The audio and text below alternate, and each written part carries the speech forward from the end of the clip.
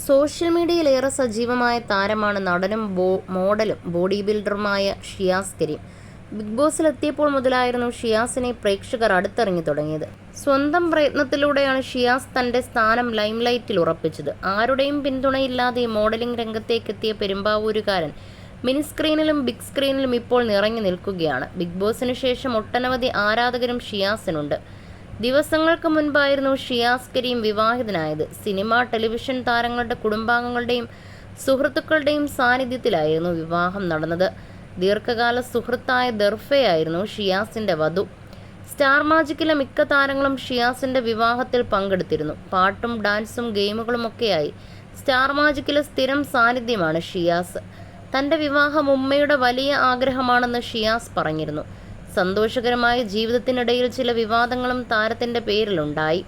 ഷിയാസിന്റെ വിവാഹത്തോടനുബന്ധിച്ചായിരുന്നു ഇത്തരം ആരോപണങ്ങൾ ഉയർന്നു വന്നത്. ഈ വിഷയത്തിൽ താരം പങ്കുവച്ച ചില കാര്യങ്ങൾ വൈറലാവുകയാണിപ്പോൾ.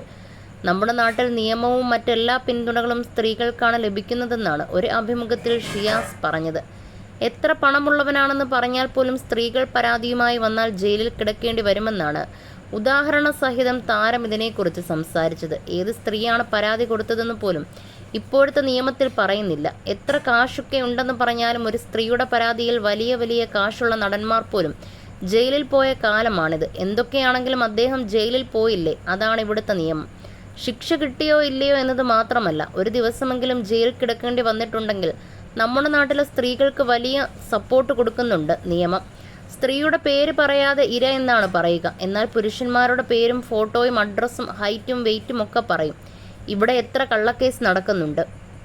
പിന്നെ ആരോപണം ഉന്നയിക്കുന്നവർ എന്തുകൊണ്ടാണ് ആ സമയത്ത് തന്നെ പരാതി പറയാൻ പോകാതിരുന്നത്? ഇവിടെ സാധാരണ സ്ത്രീകൾക്കാണ് ഏറ്റവും കൂടുതൽ മുൻഗണന കിട്ടുന്നത്. പോലീസ് സ്റ്റേഷനിലാണെങ്കിലും നിയമത്തിൽ പോലും അങ്ങനെയാണ്. അല്ലാതെ സിനിമാ നടിമാർക്ക് മാത്രമായിട്ടുള്ള പരിഗണന കൂടുതലൊന്നുമില്ല. സിനിമാ താരങ്ങളെക്കുറിച്ച് മാത്രമേ മീഡിയയിൽ വരികയുള്ളൂ എന്നൊന്നുമില്ല. മീഡിയയിൽ വർക്ക് ചെയ്യുന്ന സ്ത്രീകളോ അതെങ്കിൽ മറ്റുള്ള എവിടെയെങ്കിലും ജോലി ചെയ്യുന്നവരോ ആണെങ്കിലും ഒരു സ്ത്രീയോട് മോശമായി പെരുമാറിയിട്ടുണ്ടെങ്കിൽ അത് പറഞ്ഞ് പരാതിപ്പെട്ടാൽ അവർക്ക് നിയമം സംരക്ഷണം ലഭിക്കുമെന്നാണ് ഷിയാസ് പറയുന്നത്. കഴിഞ്ഞ വർഷം നവംബറിലായിരുന്നു ഷിയാസ് കരീം വിവാഹിതനാവുന്നത്. അതിനു മുൻപ് മറ്റൊരു യുവതിയുമായി താരത്തിന്റെ വിവാഹ നിശ്ചയം നടത്തിയിരുന്നു. ഇതിന് പിന്നാലെ മറ്റൊരു യുവതി ഷിയാസ് തന്നെ പീഡിപ്പിച്ചെന്ന ആരോപണവുമായി രംഗത്ത് വരികയായിരുന്നു. കാഞ്ഞങ്ങാട് സ്വദേശിനിയായ യുവതി നൽകിയ പരാതിയിൽ പോലീസ് കേസെടുത്തു. എറണാകുളം ജിം ട്രെയിനറായി ജോലി ചെയ്തിരുന്ന യുവതി ഷിയാസുമായി പരിചയത്തിലാവുകയായിരുന്നു.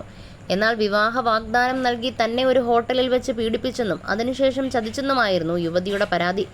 മാത്രമല്ല ലക്ഷക്കണക്കിന് രൂപ തട്ടിയെടുത്തെന്നുമൊക്കെ ആരോപിക്കുകയും ചെയ്തു. എന്നാൽ പിന്നീട് ഷിയാസ് സംഭവിച്ചതെന്താണെന്ന് വ്യക്തമാക്കി രംഗത്ത് വന്നതോടെയാണ് പ്രശ്നം അവസാനിക്കുന്നത്.